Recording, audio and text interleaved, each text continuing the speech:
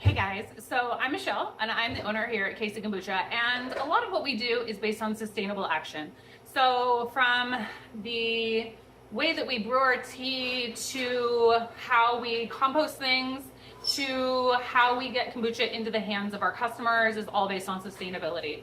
So today I want to talk to you a little bit about kegs and keg cleaning and how they work and why keg cleaning is so important and a little bit of how to do it. So kegs are, for us, 5-gallon Corny kegs, and these Corny kegs have a spout here where we can fill with kombucha, and then it has 2 posts. This one's an outpost and this one's an in-post. We'll go into a little bit more of which one's which, but this is the primary method for getting kegs out of our brewery. It normally does not go out in bottles. It normally does not go out in cans. It goes out in kegs. These are 5 gallons, and they weigh about 55 pounds when they're full. They weigh, I don't know, like 7 when they're empty. Not a whole lot, but we have about 450 of these in constant rotation, and they are kind of the backbone to what we do. So making sure that they're clean and sanitized is paramount. So our kegs have a couple of things going on. So here you can see like a little divot. That is to indicate the in post. In is where gas goes. This is another indication, this little kind of line on it. That is going to also indicate in. So the divots have indication of in, and then the other one is out. There's nothing substantial about that.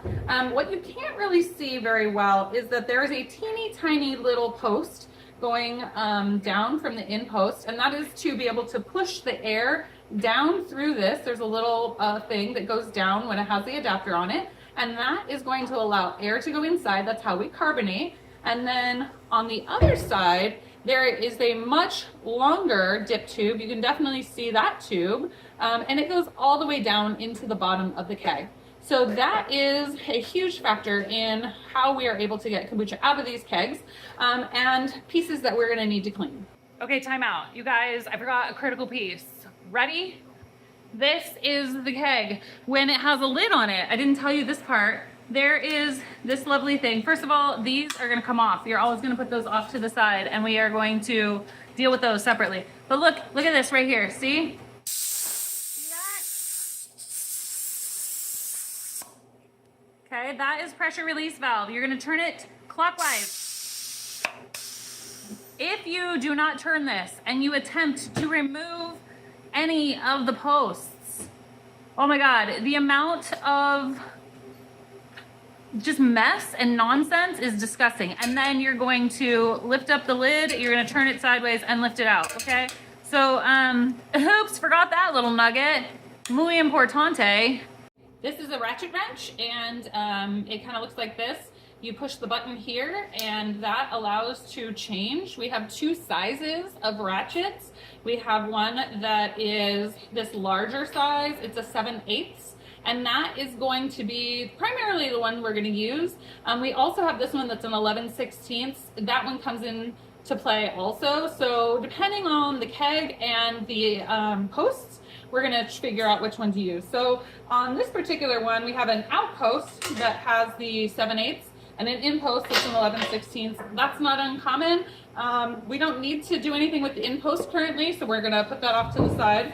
But in order to make this work, we're going to just put this on and let it click.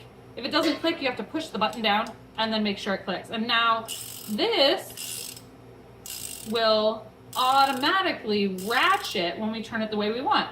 And so you can change this back and forth to go the direction you want.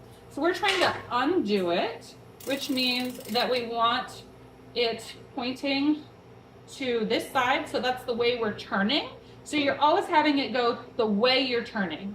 So as you're undoing, you want it to the right, and you ratchet it back, and then eventually you're going to be able to twist this, and this is our post. Now the post is made of a few things. You can see that it has this O-ring. This is a rubber O-ring, and these come off and they need to be replaced every once in a while. So we're inspecting these every single time. We're looking for any cracks, anything that makes us think that there's going to be any indication that it will cause a problem. Any cracking, anything that is not looking good, we want to replace that. So the next piece is inside there is a spring, and that spring is what allows this piece to go down. So the adapter has a little thing, and when it goes down, it's going to push this down. This little poppet is what that thing is called, and the poppet has a spring. And so these pieces can absolutely get lots and lots of SCOBY and things built up in it. So we're going to make sure to clean this really, really well. Okay, so I'm here at our 3-part sink, and at our 3-part sink, we are going to use this. This is a sprayer attachment. It's pretty easy to use. This thing is here to make sure that you can leave it on if you're doing a lot of spraying. So that's what that ring is for. It's also what we use to hook the sprayer onto the back. So when it's time to be done for the day, you hook it back there, and that's how that's done. So just keep that in mind. Otherwise, there's no need to touch it if you're just using it for onesies and twosies. So this is going to spray down inside, and we're trying to get out any little bits and particles of SCOBY, or it could be bits of fruit. This is a very important piece to clean out. So back at our keg, remember I talked about this dip tube? Yep, it looks a little bit like this. And so it's curved, and the reason for that curve is that as it goes down, it curves down into the bottom, and there's a divot at the base of the keg. If you look inside of the keg, there's a little bitty spot, and that's where this goes, and that's to help get every last drop. Now this also can have a buildup inside of it, so we're going to use the same sprayer, and we're going to spray right down the middle of it and make sure that we get in there. So it's pretty easy. Let me turn this so you can see. We're going to just spray right down. And we're just going to make sure to get all the good stuff out. Now we're also going to make sure that there's no problems on the outside. So we're going to do a little soapy water on the outside, and we are going to just give it a nice clean off. Make sure that there's no yucky bits. That's super important. And then we're going to give it a nice another rinse. All right, so now I'm taking you inside the keg, and as you can see, the insides of kegs can look pretty gnarly.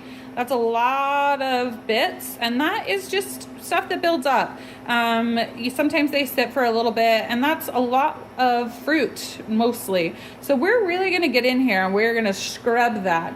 Now, we do have this long-handled brush, and that brush gets down inside of here.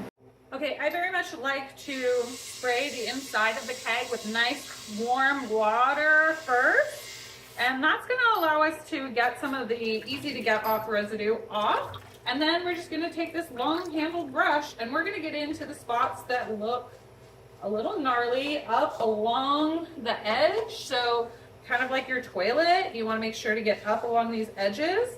And because the dip tube is out, it really allows us to get in there, all the different nooks and crannies. All right, and then I make sure to get all along the bottom, so we're reaching all the way down. Okay, that looks pretty good. Yep, did a good job there. All right, now I'm gonna rinse it one more time. Again, getting up along that collar, getting all that stuff out. And then we're gonna dump all this water. And we're gonna do it one more time. So when we dump, it's really important to dump it straight out. We don't want to be dumping at an angle because sometimes that stuff will get stuck on this lip. So I don't know if you can see, but this is smaller than the ability for the liquid to be held inside. So we're gonna make sure that we're dumping it straight up and down, like that, okay? We're gonna get messy. That's just the way things go. All right, and God, she looks good inside. And that means it's time to put the dip tube back on inside. And now sometimes you'll be at a point where you're like, it won't go down anymore. Why? Well, if you feel right here, there is a little bit of a jet out, I would call it, and there's a slot that goes into. So we're gonna make sure that that's slotted in and that goes all the way down. So we want it to be fully down, and then we can put our adapter back on, or our outpost back on.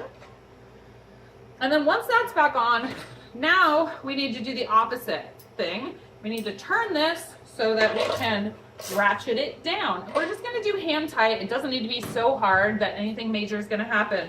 But that is rinsing a keg. Just kidding, I lied. There is one more piece, and that is the outside of the keg. So we always wanna make sure to look at the outside of the keg. And if we see that maybe this part down here is coming away, or the handle part is starting to come away, or perhaps there's a bunch of residue from something, we want to make sure to clean that. If there's anything sticky from maybe an old sticker or whatnot, we definitely want to take those things off. If there's a problem with the integrity or the structure of the keg, we're going to want to put a note. So we take a piece of masking tape and we write a message across the handle, and that is going to indicate to everyone what the problem with that keg is. We don't want to just put this onto the pile of other clean kegs, because guess what? Nobody has a crystal ball